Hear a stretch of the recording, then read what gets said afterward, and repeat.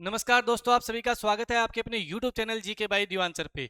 जैसा आप सभी को पता है कि हमने एक नई सीरीज शुरू की है जिसके अंदर क्या है, हम टॉपिक वाइज एमसीक्यू पढ़ रहे हैं और इसकी क्लास नंबर 1 है वो मैंने डाल दी है और ये क्लास नंबर 2 अपनी आज की रहने वाली है। और इन दोनों की मैंने प्ले लिस्ट में जाओगे तो सबसे ऊपर आपको प्ले लिस्ट मिलेगी टॉपिक वाइज एमसीक्यू 2025 नाम से। ठीक है, यानी प्ले लिस्ट भी बना दी गई है। क्लास नंबर 2 शुरू करने से पहले मैं आपको जानकारी दे देना चाहता हूं कि जो भी भाई बहन ऑफलाइन तैयारी करना चाहे, कोचिंग सेंटर में तैयारी करना चाहे, तो वो दीवान एकेडमी ऋषि नगर हिसार में आ सकते हैं।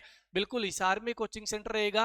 एक नहीं, दो नहीं, 5 दिन डेमो लगाकर एडमिशन लीजिए। सभी टीचर जो है अलग अलग सब्जेक्ट के, उनकी सभी की क्लास लगाइए, उसके बाद आप एडमिशन लीजिए और आप हमारी डिवाइन स्टडी एप्लीकेशन इंस्टॉल करके ऑनलाइन घर बैठे तैयारी कर सकते हैं। इसमें वही क्लास रहेगी जो कोचिंग सेंटर में बच्चों को करवाई जाती है। चलिए आज की क्लास का शुभारंभ कर लेते हैं।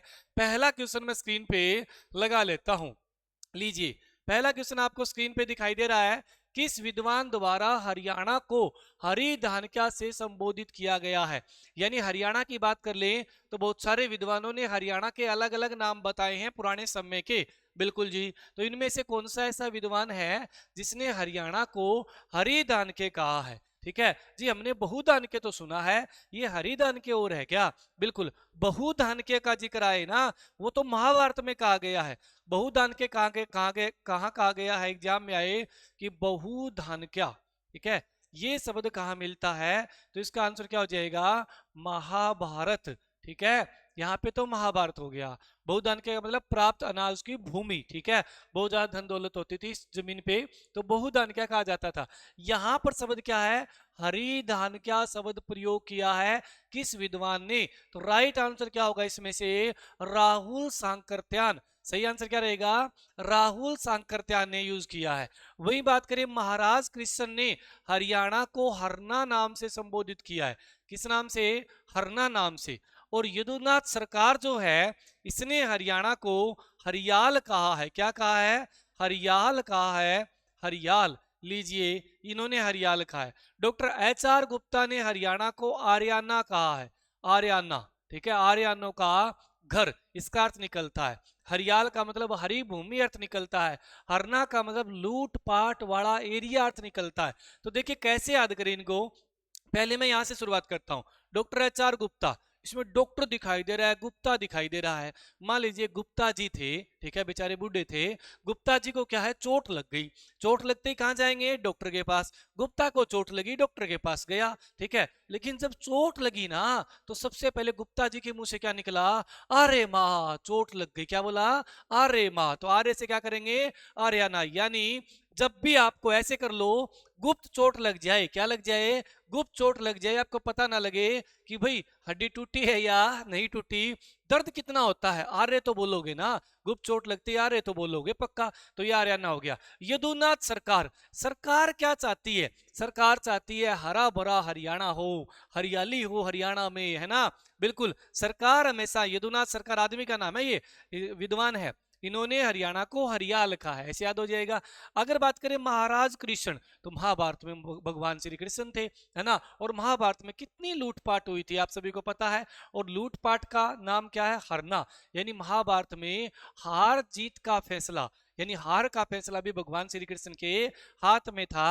तो यहाँ आए महाराज कृष्ण, हरना करना है। और राहुल सांकृत्यान क्या करना है? हरिधान क्या करना है। क्लियर? ये बहुत इंपॉर्टेंट क्वेश्चन है, बार बार एग्जाम में आते रहते हैं। चलिए नेक्स्ट पे आ जाइए। अगला 2 नंबर क्वेश्चन आपका स्क्रीन पे मैं लगा लेता हूं। हरियाणा में जैन धर्म की मूर्तियां कहां से प्राप्त हुई है? जैन धर्म की मूर्तियां पूछा गया है, जैन धर्म के सिक्के नहीं पूछे गए। क्या पूछा गया है? जैन धर्म की मूर्तियां। सिक्कों पे भी हमने कल बात करी थी, आज यहाँ पर जैन धर्म की मूर्तियों का जिक्र हो रहा है। तो जैन धर्म की मूर्तियां रानीला और हांसी दोनों जगह से प्राप्त हुई है। रानीला आपका चरखी दादरी जिले में पड़ता है। किस जिले में है रानीला? चरखी दादरी, पहले भी वाणी में हुआ करता था। हांसी कहाँ पे है? हिसार डिस्ट्रिक्ट में हांसी है। इन दोनों जगह से अपने जैन धर्म की मूर्तियां मिली है। अगर आ जाए जैन धर्म से संबंधित सिक्के कहां से प्राप्त हुए हैं? जैन धर्म के सिक्के, तो जैन धर्म के सिक्के बात करें तो आप अगरुआ और आप बरवाड़ा साइड कर सकते हैं। ठीक है, बिल्कुल। चलिए क्वेश्चन नंबर नेक्स्ट पे आ जाइए। अगला क्वेश्चन क्या है, क्वेश्चन नंबर 3 आपके सामने स्क्रीन पे है। लो भाई, किस अभिलेख में हरियाणा को धरती का स्वर्ग कहा गया है? ऐसा कौन सा अभिलेख है जिसमें हरियाणा को धरती का स्वर्ग कहा गया है? और आज हरियाणा कैसा हरियाणा बन चुका है, आप देख रहे होंगे दिनों दिन मर्डर और इतने ज्यादा बात करें केस आने लग गए हैं। लोग अपने घरेलू समस्याएं अपने क्या है ऑनलाइन आकर बता रहे हैं कि मेरे साथ ऐसा हो रहा है, मेरे साथ ऐसा हो रहा है। ठीक है, ऐसा हरियाणा हो चुका है आज के जमाने में। आप सोशल मीडिया में सारी चीजें देख रहे होंगे, एक दूसरे पे कैसे आरोप लगाए जा रहे हैं। और ये वो हरियाणा है जो कभी ना कभी धरती का स्वर्ग था। ये बात कहाँ मिलती है जी? ये बात मिलती है पालम अभिलेख में। कहाँ मिलती है? पालम अभिलेख में। और पालम अभिलेख का नाम क्या है? दिल्ली अभिलेख भी से कहा जा सकता है। पालम अभिलेख या दिल्ली अभिलेख में हरियाणा को धरती का स्वर्ग कहा है। अब बताओ हरियाणा का क्या हाल है ना? बिल्कुल नशे से बिल्कुल एकदम जकड़ा हुआ है हरियाणा। हर क्षेत्र में देख लो, है ना? पंजाब के बाद अब हरियाणा के हर जगह पे ये चीजें देखने को मिल रही है। टोपरा अभिलेख, टोपरा अभिलेख तो राजा अशोक से संबंधित है। और टोपरा अभिलेख विग्रह राज चतुर्थ ने मलेच्छों पर जीत हासिल की थी, उससे संबंधित है। अगर मैं बात करूं लाडोनी अभिलेख की, लाडोनी अभिलेख में अपने बात करें हरियाणा की राजधानी दिल्ली बताई गई है। ठीक है, एग्जाम में आए हरियाणा की राजधानी पुराने समय में दिल्ली बताई गई है। ये बात हमें कहाँ मिलती है? लाडोनी अभिलेख में। देखो दो चीजें हैं, एक तो हरियाणा को पुराने समय में दिल्ली राजधानी बताई गई है और एक हरियाणा को धरती का स्वर्ग कहा गया है। तो हरियाणा को राजधानी, हरियाणा की राजधानी दिल्ली बताई गई है, वो दिल्ली अभिलेख में नहीं मिलेगा। आपको उल्टा करना है, वो आपको लाडोनी अभिलेख में मिलेगा। जब राजधानी बनेगी, राजधानी में क्या बंटेंगे? लाडू बंटेंगे। ठीक है, राजधानी में लाडू बंटेंगे, दिल्ली में लाडू बंटे। और पालम अभिलेख यानी अगर पालन पोषण अच्छा होगा, घर में माहौल अच्छा होगा, तो घर भी क्या है? धरती जैसा होगा। तो भाई अपने बात करें धरती का स्वर्ग पालन पोषण पे डिपेंड करता है। पालन अभिलेख आप बोल सकते हैं दिल्ली अभिलेख भी से कहा जाता है। अगला क्वेश्चन आपका स्क्रीन पे लगा लिया गया है। निम्न में से कौन सा स्थल कैथल जिले में है? यानी जो पिछली क्लास थी उसमें से कुछ क्वेश्चन बचे हुए, चाहे वो हड़प्पा सभ्यता के हो या अपने हरियाणा के प्राचीन जो हरियाणा शब्द है उनके बारे में हो, वो मैंने पहले लिए, उसके बाद में अगला टॉपिक आ जाएगा। चलिए कौन सा स्थल ऐसा जो कैथल जिले में स्थित है? गिरावड़, दक्षखेड़ा, बालू, भगवानपुरा। तो देखिए सीधा सीधा एग्जाम में आए, अपना बात करें बालू कहाँ पे है? कैथल जिले में रहेगा। यहाँ पर लहसुन के अवशेष मिले हैं, ये इंडिया जीके में भी कई बार आया हुआ है। गिरावड़ आपका रोहतक में रहेगा। ठीक है, दक्षखेड़ा जिसे फरमाना खास कहते हैं, ये भी आपका रोहतक शहर में रहेगा, रोहतक जिले में रहेगा। भगवानपुरा ये आपका केकेआर बोले तो कुरुक्षेत्र में रहेगा। ठीक है, बिल्कुल। अब केकेआर से कुरुक्षेत्र बोलना है, केकेआर से कुछ और नहीं बोलना। वो चीजें आप देखना छोड़ दीजिए जो अभी फिलहाल में आप अपने बात करें आईपीएल चल रहा है ना, उसके लोभ में आ जाओगे तो आपके आने वाला आईपीएल खराब हो जाएगा। ये तो जिंदगी भर आएंगे, नौकरी लगने के बाद देखना आराम से, कोई दिक्कत नहीं है। फिलहाल अगर आप 4 घंटे यहाँ दे दोगे तो पढ़ाई को बताओ कब दोगे? दिमाग में तो वो चलेगा, अरे फलाने ने इतने रन बना दिए, अरे 287 रन बन गए एक मैच में, अरे भाई 500 भी बन सकते हैं, ये ऐसा ही फंडा है। ठीक है, इस पे ध्यान दीजिए। चलिए क्वेश्चन नंबर नेक्स्ट पे आ जाइए। अगला क्वेश्चन आपका ये लीजिए, किस व्यक्ति के अनुसार महाभारत का युद्ध 900 ईसा पूर्व लड़ा गया था? और ये एग्जाम में क्वेश्चन आया हुआ है कि ऐसा कौन सा व्यक्ति है जिसने कहा कि भाई जो महाभारत का युद्ध है ना वो 900 ईसा पूर्व लड़ा गया था? तो 900 ईसा पूर्व किसने कहा था? रोमिला थापर ने। रोमिला थापर के अकॉर्डिंग महाभारत का युद्ध 900 ईसा पूर्व लड़ा गया है। अगर आपको 900 नहीं मिले तो 950 कर सकते हैं। अलग अलग की अलग अलग मतलब क्या है, युद्ध से संबंधित डेट है, लेकिन एक कॉमन डेट मानी जाती है 950 ईसा पूर्व। ठीक है, लेकिन अगर 900 ईसा पूर्व पूछा जाए रोमिला थापर आप करेंगे। चलिए क्वेश्चन नंबर नेक्स्ट पे आ जाइए। अगला क्वेश्चन है आपका स्क्रीन पे। लो भाई, गीता में कुल कितने श्लोक है? देखिए गौर करना है प्रश्न पे, जल्दबाजी नहीं करनी। जैसे आपने सोचा आपका गलत क्यों निकलेगा ये क्वेश्चन है जल्दबाजी में। यहाँ पर महाभारत नहीं दिया हुआ, यहाँ पे गीता दिया हुआ है ना। महाभारत में तो जी गीता है, महाभारत में तो गीता है, मान ली बात है। अब महाभारत में तो बहुत सारी और भी चीजें हैं, ठीक है।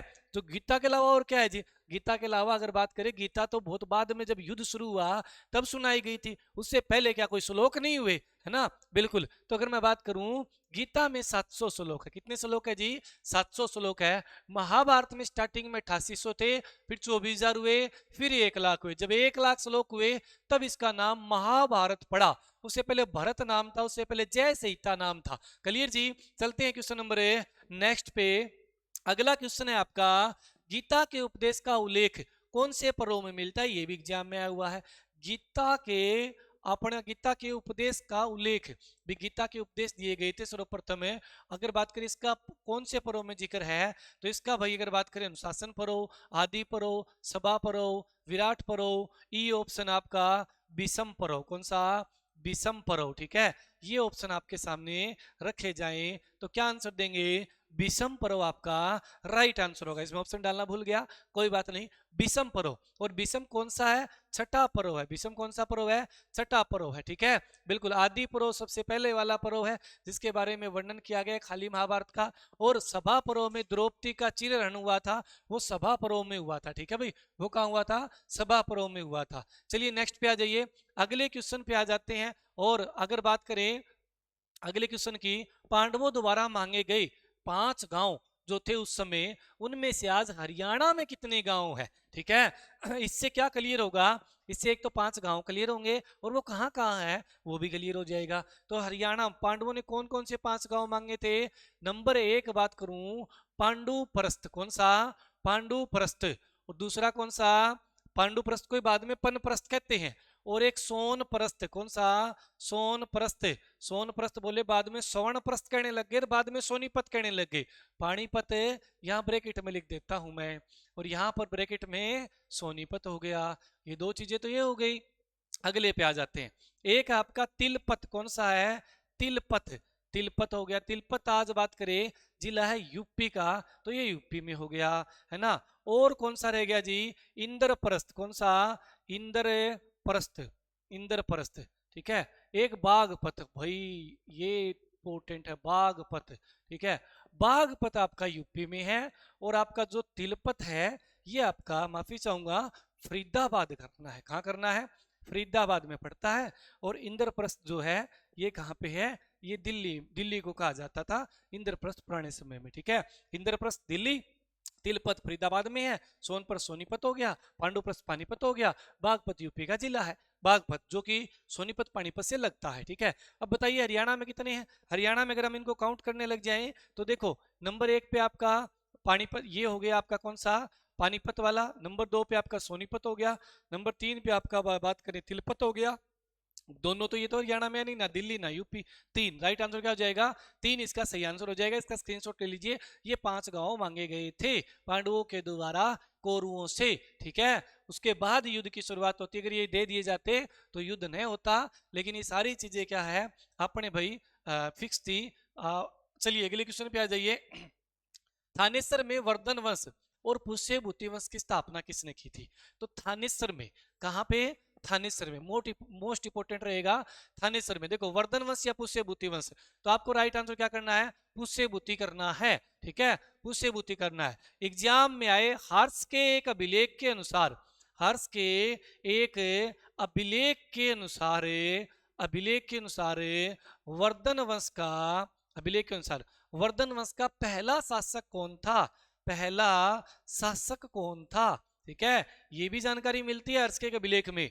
हर्ष के अभिलेख के अनुसार पहला शासक नरवर्धन था। लेकिन बात की जाए तो जो विद्वान है, ज्यादा विद्वानों की राय ये है कि वही वर्धन वंश या पुष्यभूति वंश का पुष्यभूति पहला व्यक्ति था। तो अगर हर्ष के अभिलेख के अनुसार पूछा जाए तभी आपको नरवर्धन करना है, तो नहीं करना। अब आ जाए कि वर्धन वंश का सबसे शक्तिशाली राजा कौन था? वर्धन वंश का सबसे शक्तिशाली राजा कौन था? सबसे शक्तिशाली राजा बताइए। सबसे शक्तिशाली राजा वर्धन वंश का कौन कौन सा पहला शक्तिशाली राजा? ठीक है, पहला शक्तिशाली राजा जिसने अपने एरिया को बढ़ाया, या यूं बोलूं वर्धन वंश का वास्तविक संस्थापक कौन था? रियल संस्थापक जो बोले, देखो पुष्य बुद्धि तो माना जाता है पुराने समय, उसके बाद में राजपाट हल्का फुल्का चलता रहा। फिर एक व्यक्ति आया प्रभाकर वर्धन, क्या नाम है? प्रभाकर, प्रभाकर वर्धन, ठीक है। प्रभाकर वर्धन को क्या है, अपने बात करें वास्तविक संस्थापक या पहला शक्तिशाली संस्थापक कहा जाता है। हर्ष मत कर देना, ठीक है। हर्ष का पिता प्रभाकर वर्धन क्या है, वास्तविक संस्थापक है। और वैसे सीधा पूछे कि वर्धन वंश का संस्थापक कौन था, तो आप आंसर भूसे भूति करोगे। क्लियर जी। चलते हैं नेक्स्ट पे आ जाइए। अगला क्वेश्चन है आपका स्क्रीन पर, लो भाई, हर्षवर्धन के समय कौन सा चीनी यात्री, अपने बात करें तीर्थ यात्री भारत आया था? तो भाई बताइए हर्ष के समय कौन सा चीनी यात्री आया था? तो हर्ष के समय देखो, है से हर्षवर्धन, है से हर्ष, है से हवेन सांग, क्या हो जाएगा? हवेन सांग, यहां लिख दिया मैंने हवेन सांग, ठीक है। हवेन सांग। और है से हुण, क्या आ जाएंगे? हुण। तो एग्जाम में आए, हर्ष के समय कौन लोग आक्रमण करते थे? हुण जाति के लोग आक्रमण करते थे। कौन सा यात्री आया? हवेन सांग। है से ही करना है सारा कुछ, ठीक है। तो भाई है से हवेन सांग आपका राइट आंसर हो जाएगा। हवेन सांग भारत में कहा जाता है 629 ईस्वी में आया था और 644 ईस्वी तक भारत में रहा था। और वहीं खाली हरियाणा का एग्जाम में पूछा गया था, हर्षवर्धन कब से कब तक रहा था हरियाणा में? 634 से 644 तक, 10 वर्षों तक हरियाणा में हर्षवर्धन के समय अपने बात करें जो हवेन सांग आया था ये रहा था। हवेन सांग की बात हो रही है चीनी यात्री की, तो ये 10 साल रहा था। इस दौरान उन्होंने बीच में जो हवेन सांग है नालंदा विश्वविद्यालय में पढ़ाई भी की थी। तो ये मोस्ट इंपोर्टेंट तथ्य रहेंगे हवेन सांग के बारे में। इसकी किताब भी आती है CU की, किताब का नाम क्या है? CU की, ठीक है। इसके अंदर CU की किताब के अंदर हवेन सांग की जो बुक है, इसमें थानेश्वर को स्थानेश्वर कहा गया है या स्थानवीश्वर भी कहा गया है। वी भी बोलेंगे, स्थानवेश्वर बोलो या स्थानवीश्वर बोलो, ठीक है। तो ये कहा गया स्थानवेश्वर, याद कर लेना स्थानवेश्वर, ठीक है। ये CU की बुक में कहा गया है। CU की बुक में किसका वर्णन है? थानेश्वर का वर्णन, ऐसे कह सकते हैं आप। चलिए क्वेश्चन नंबर नेक्स्ट पे आ जाइए। अगला क्वेश्चन आपका स्क्रीन पर, लो भाई 11 नंबर, चालुक्य राजा पुलकेशिन सेकंड और हर्षवर्धन के बीच में किस वर्ष युद्ध हुआ था? तो देखिए एग्जाम में आएगा पुलकेशिन सेकंड और हर्षवर्धन के बीच एक युद्ध हुआ। पुलकेशिन कौन से वंश का राजा था? चालुक्य वंश का। चालुक्य मतलब चालू था, चालू था। तो जीत किसकी हुई? जीत अपने बात करें अपने पुलकेशिन सेकंड की हुई थी, हर्ष हार गया था। इसमें कहानी क्या थी कि भाई हर्ष ने क्या करा, जब हर्ष राजा बना 606 में 606 से 612 तक बड़े बड़े 5 राज्यों को जीत लिया था। किसने? हर्षवर्धन ने। उसके बाद बात करें, हर्ष दक्षिण भारत पे कब्जा करने गुजरात की तरफ बढ़ा और गुजरात में एक नदी है नर्मदा नदी। कौन सी नदी है? नर्मदा नदी। यहां पर राजा था चालुक्य वंश का पुलकेशिन सेकंड। ये खड़ा हो गया, इधर से ऊपर से हर्षवर्धन आया था, तो दोनों के बीच युद्ध हुआ। हर्ष को लगा कि हानि हो रही है, हर्षवर्धन पीछे हट गया, इस तरह से हारी मानी जाएगी। तो ये 634 ईस्वी की बात है। इस बात का वर्णन कहाँ मिलता है? एहोल अभिलेख में मिलता है। इस बात का वर्णन कहाँ मिलता है? एहोल अभिलेख में इस बात का वर्णन मिलता है। और एहोल अभिलेख किसने लिखा था? रवि कृति ने लिखा था। किसने लिखा था? रवि कृति के द्वारा ये अभिलेख लिखा गया है। एहोल अभिलेख बीजापुर के समीप, कर्नाटक में जो बीजापुर है वहां पे ये मिला है। इसमें कहा गया कि नर्मदा नदी के किनारे 634 ईस्वी में चालुक्य वंश के राजा पुलकेशिन ने हर्षवर्धन को हराया था और हर्षवर्धन दक्षिण भारत पे अपने कब्जा करने जा रहा था। उस समय की ये बातें हैं। चलिए क्वेश्चन नंबर नेक्स्ट पे आ जाइए। अगला क्वेश्चन है आपका, बाण भट्ट किस सम्राट के राज दरबारी थे? राज दरबारी थे। तो भाई बाण भट्ट का सबको पता है, बाण भट्ट किसके समय थे? हर्षवर्धन के समय थे। और बाण भट्ट की किताब कौन सी है? अपनी बात करें बाण भट्ट की किताब कौन सी है? तो बाण भट्ट की 2 किताबें हैं। नंबर 1 हर्षचरित्र, नंबर 2 कादंबरी। कादंबरी लिखते समय हर्ष अपने बाण भट्ट की मृत्यु हो गई थी। एक हर्षचरित्र, मोस्ट इंपोर्टेंट कौन सी है? हर्षचरित्र है। हर्षचरित्र ये किसकी बुक है? ये जी अपने बात करें बाण भट्ट की बुक है। इस बुक में भी किस शहर का जिक्र है, तो आप आंसर करेंगे थानेसर का जिक्र कर रखा है इसी में, इस बुक के अंदर। ठीक है भाई, क्लियर। ये चीजें आपको ध्यान में रखनी है। चलिए क्वेश्चन नंबर नेक्स्ट पे आ जाइए। अगला क्वेश्चन है, हर्ष और पुलकेशिन सेकंड के मध्य में जो संघर्ष की जानकारी मिलती है, ये कहां से मिलती है? वही बात आ गई 634 में जो युद्ध हुआ था, इसकी जानकारी अपने को बात करें, जानकारी कहां से मिलती है, तो एहोल अभिलेख से मिलती है। और एहोल अभिलेख किसने लिखा? रवि कीर्ति ने लिखा था। क्लियर। चलते हैं नेक्स्ट क्वेश्चन पे। अगला है, हवेन सांग ने किसे शिलादित्य कहा है? हवेन सांग ने, हवेन सांग किसके समय आया? हर्ष के समय। तो ये किसे कहेगा? ये बात है हर्षवर्धन को कहेगा, है ना। तो हर्षवर्धन आप आंसर कर सकते हैं। चलिए क्वेश्चन नंबर नेक्स्ट को देखिए जरा एक बार।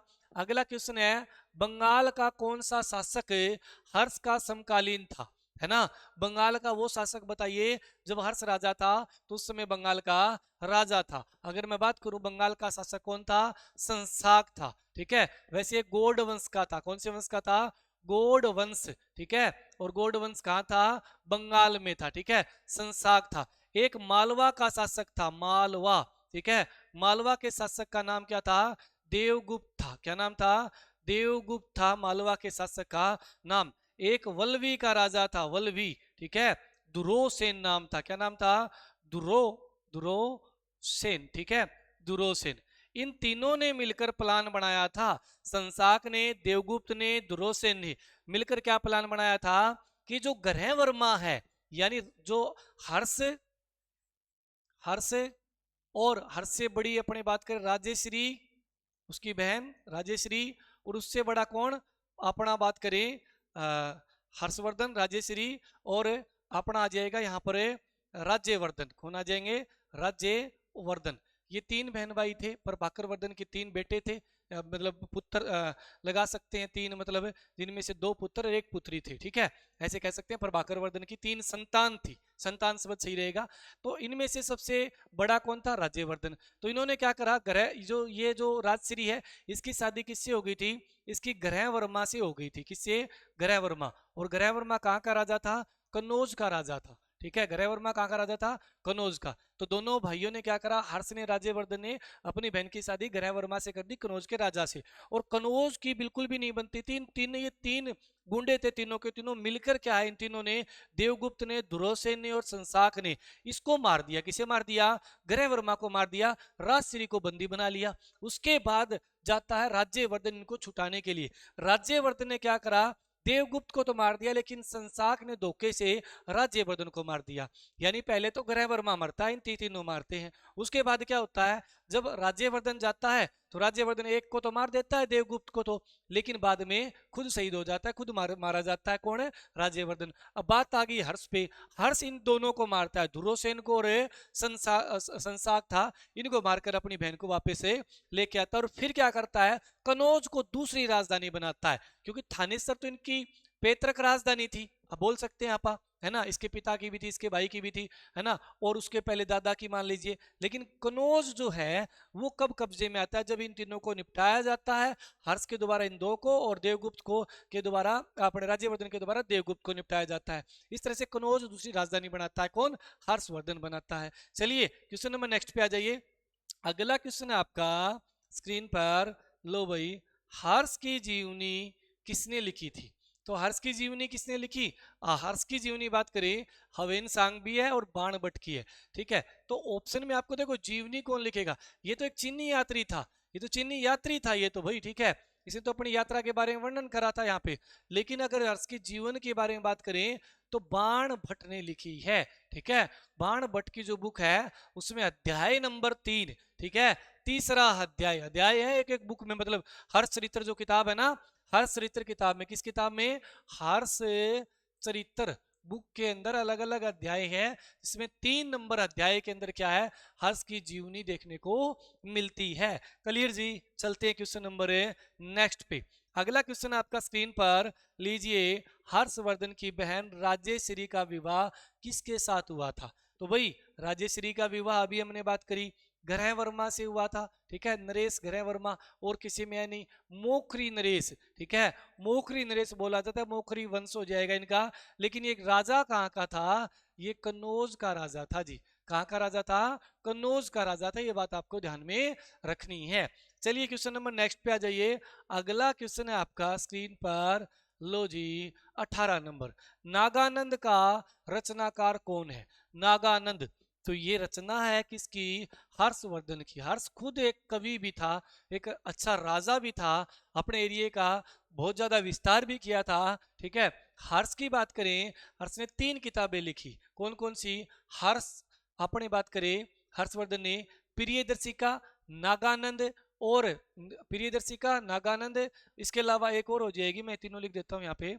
प्रियदर्शिका, प्रियदर्शिका, नागानंद, नागानंद, ठीक है।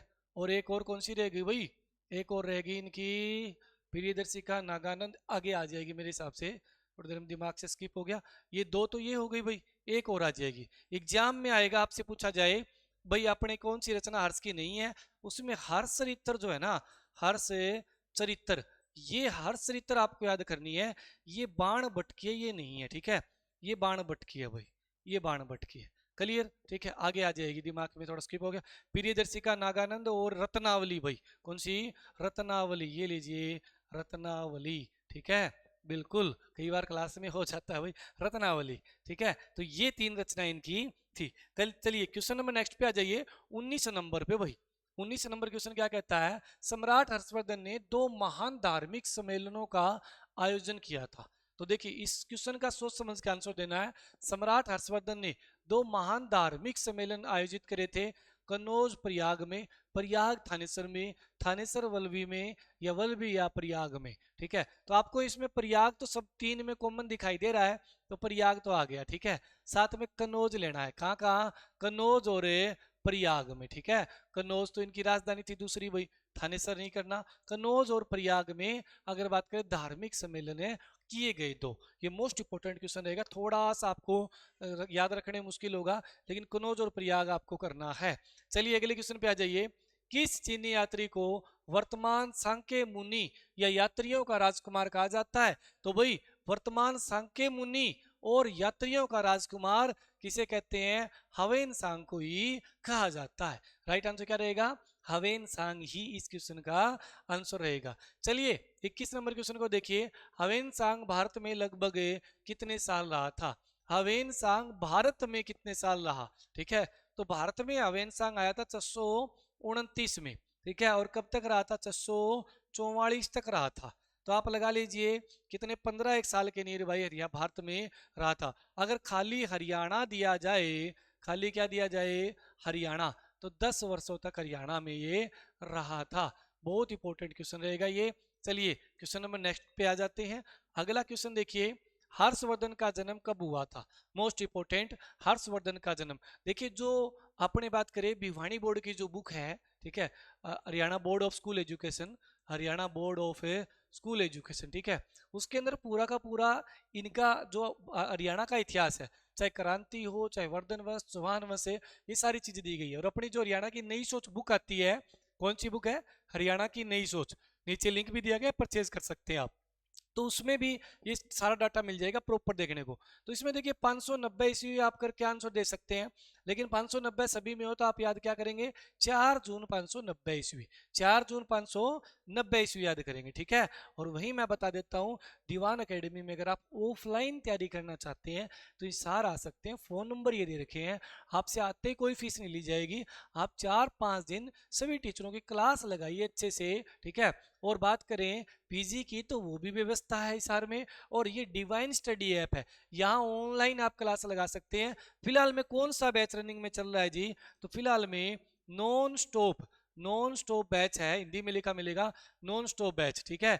नॉन स्टॉप बैच 2024-25 ये रनिंग में चल रहा है, जो कि फुल बैच है, ऑल सब्जेक्ट मिल जाएंगे। अलग अलग चाहिए तो भाई हरियाणा जीके का अगर बात करूं मैं, मिशन बैच नाम से आपको हरियाणा जीके का मिल जाएगा, जिसमें प्रीवियस क्वेश्चन और थ्योरी वाइज क्लासें मिलेगी। मिशन है आपने बात करें 2025 हरियाणा जीके करके मिलेगा। और रनिंग में बात करूं मैं, अपने भाई रीजनिंग और मैथ दोनों का कॉमन मिल जाएगा मात्र 301 रुपए में।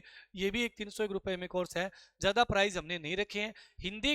हिंदी का कोर्स मिल जाएगा पूनम मैडम का आपको, ठीक है, जिसके अंदर 3 क्लासें डेमो फ्री डाल रखी है। वो डेमो वाली फ्री क्लासेस देखकर आप क्या है अपना बैच ज्वाइन कर सकते हैं यहाँ पर। चलिए क्वेश्चन नंबर नेक्स्ट पे चलते हैं। अगला क्वेश्चन स्क्रीन पे लगा लेते हैं। लीजिए क्वेश्चन नंबर नेक्स्ट आप कहाँ तक आ गए, आप आ गए भाई 22 नंबर तक आ गए। 23 नंबर क्वेश्चन को पढ़िए जरा।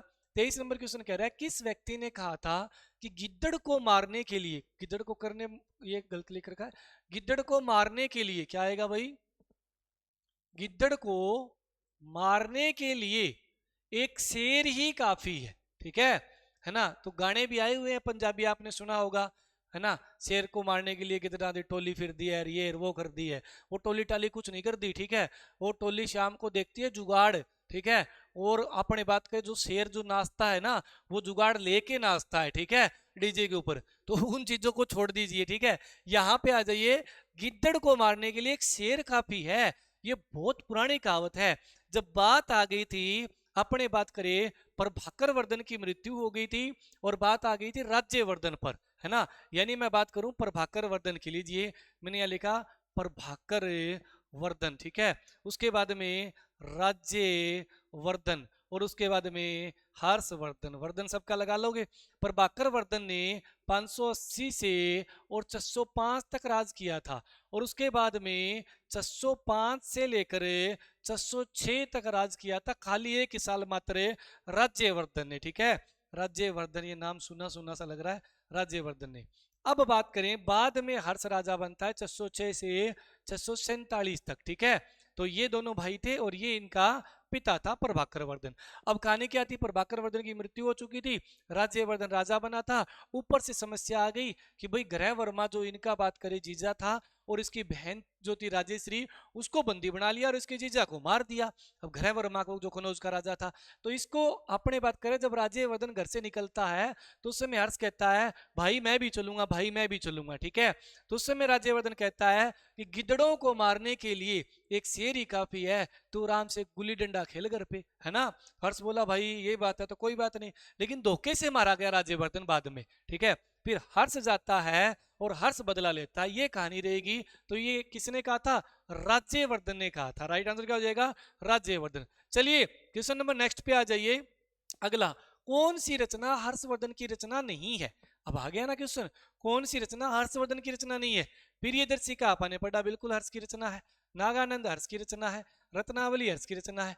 ये जो हर्षरित्र है ये नहीं है, बाण भट्ट की रचना है। आपको जी इतना ही याद करना है कि जो हर्ष के नाम से जो रचना है वो हर्ष की नहीं है, जो हर्ष के नाम से रचना है वो हर्ष की नहीं है। तो देखो हर्ष के नाम से हर्षरित्र है, ये नहीं है। अपने चरित्र के बारे में थोड़ा ना हर्ष लिखेगा, ये तो बाण भट्ट उसका दरबारी कवि का काम है। चलिए क्वेश्चन नंबर, आज अंतिम क्वेश्चन पे आ जाते हैं।